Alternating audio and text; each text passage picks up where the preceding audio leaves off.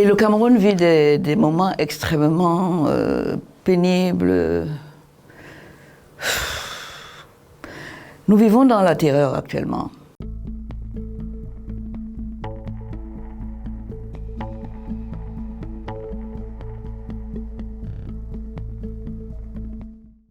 La première raison de ma venue ici, c'est l'invitation qui m'a été faite par ACAT, Fondation ACAT, qui m'a donné le privilège d'être celle qui devait recevoir, pour le compte du REDAC, le réseau des défenseurs des droits de l'homme en Afrique centrale, de me décerner un prix cette année. Cette qualité-là est moins connue que celle qui fait de moi le porte-parole du président élu de la République du Cameroun à l'occasion de l'élection du 12 octobre 2025, président de la République, j'ai nommé Issa Chiroma Bakary.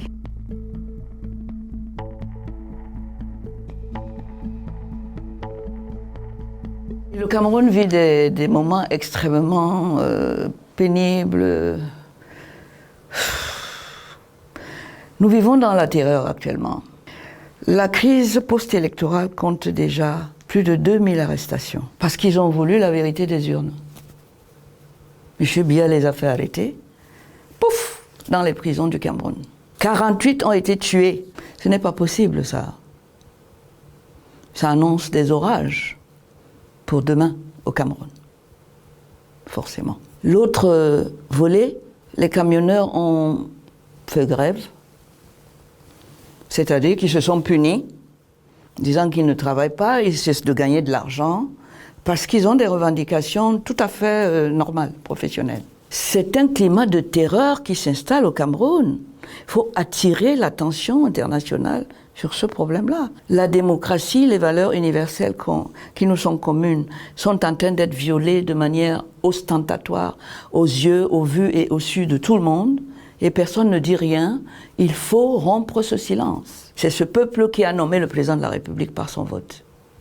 Quand vous nommez quelqu'un, vous devez vous veiller à ce qu'il fasse ce pourquoi vous l'avez nommé.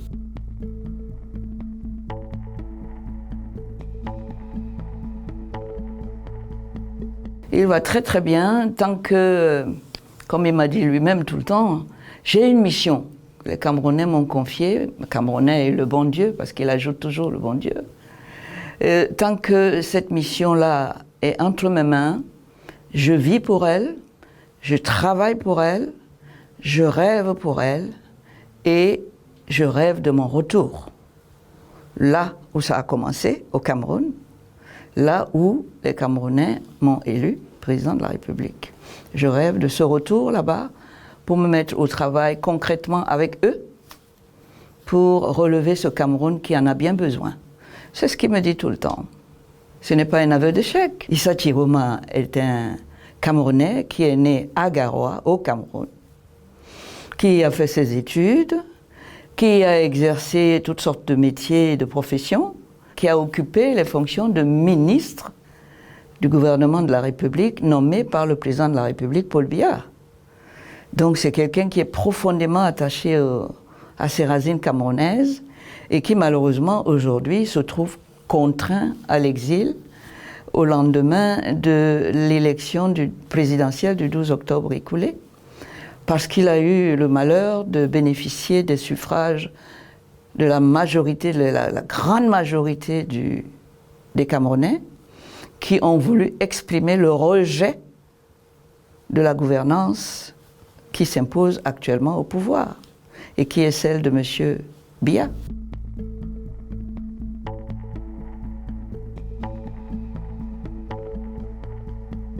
Je ne pense pas qu'on puisse parler de la stratégie de Chiroma.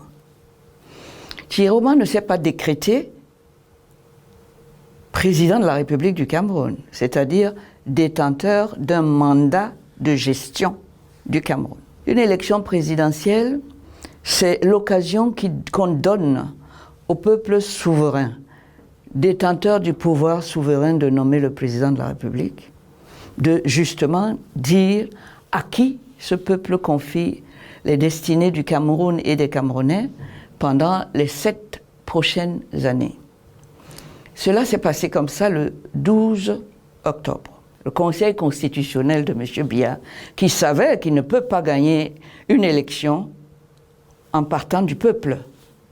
Il le sait, puisqu'il a passé plutôt du temps et il a donné beaucoup de moyens pour construire la machine de fraude qui allait contrecarrer le dessein du peuple. Il savait qu'il ne peut pas gagner des élections. Et tout le monde l'a vu. Il n'a jamais demandé au peuple de faire de lui un président de la République. C'est vrai qu'il a fait œuvre de candidature, mais quand on est candidat à une élection dans tous les États modernes, on va vers ceux dont on demande les suffrages dans le cadre d'une campagne électorale. Nous n'avons vu nulle part Paul Biya demander des suffrages au peuple camerounais cette fois-ci. Il n'a fait aucune campagne, encore que lui l'aurait fait avec nos propres deniers. Il n'est jamais venu nous demander de le voter. Issa Chiroma Bakary, il a fait le tour du Cameroun pour demander aux Camerounais sur toute l'étendue du territoire, et ça s'est traduit le jour du vote, le jour de l'élection, par un rejet massif de tous les autres candidats, et notamment du candidat Paul Biya, qui occupe la fonction, et toutes ces voix se sont reportées sur celui qui était venu les demander et qui s'appelle Issa Chiroma.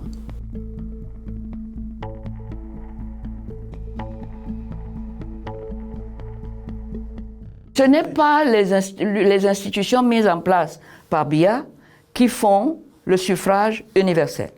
C'est le peuple. Un conseil constitutionnel qu'on a eu le temps, les moyens, de par sa position, de composer, pour qu'à l'international, on dit les institutions. Quelles institutions?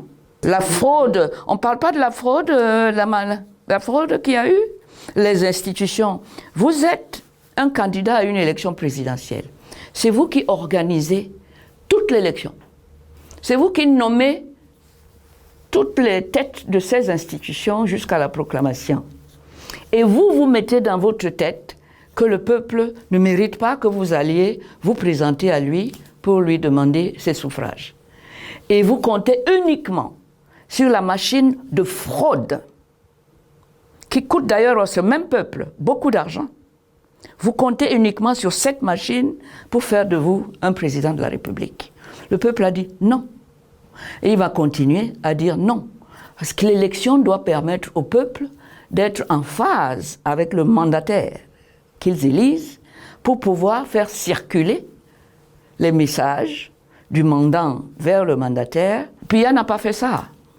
Ce mépris qu'il a eu pour le peuple, vous croyez qu'il y a une adéquation entre ce qu'il va faire aujourd'hui et le peuple? Et vous croyez qu'il va gagner sur le peuple si le peuple tient tête et dit « on ne veut pas de ton pouvoir ».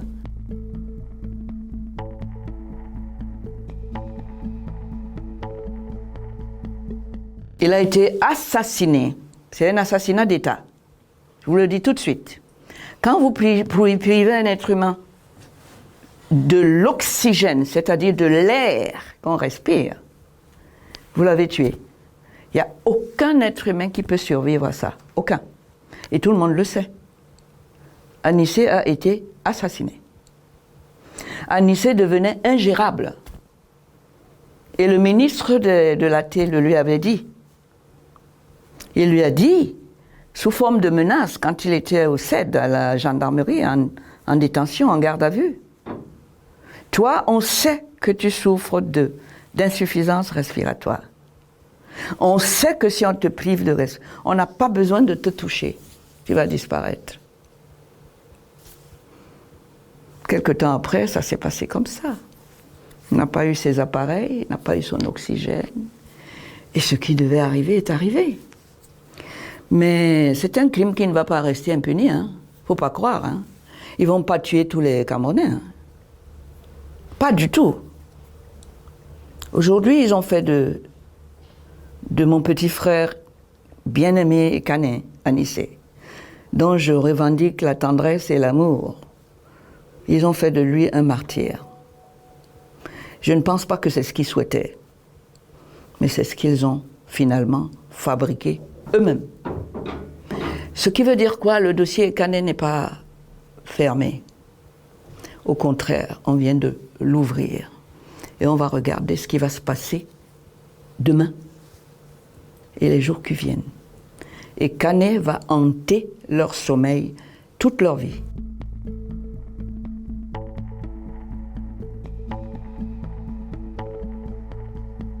Non. Les diplomates, je vais les rencontrer à Yaoundé. Ils sont représentés là-bas. Je préfère d'ailleurs discuter avec eux là-bas, sur le terrain, avec une plus grande possibilité d'apporter de la visibilité dans la situation et qu'eux, ils rendent compte ici. Je ne suis pas en contact avec. Moi, je suis surtout là pour voir quelle est la conformité de ce qui se passe par rapport aux droits de mon client tels qu'ils sont protégés. Ils doivent être protégés dans les textes de son pays, d'abord. Ensuite, je transporterai tout cela comme dossier international aux autres. Je leur ai fait le travail de base, j'aurais édulcoré, j'aurais montré tous les documents, et à ce moment-là, on pourra, à ce stade-là, commencer à faire les démarches pour débloquer la situation.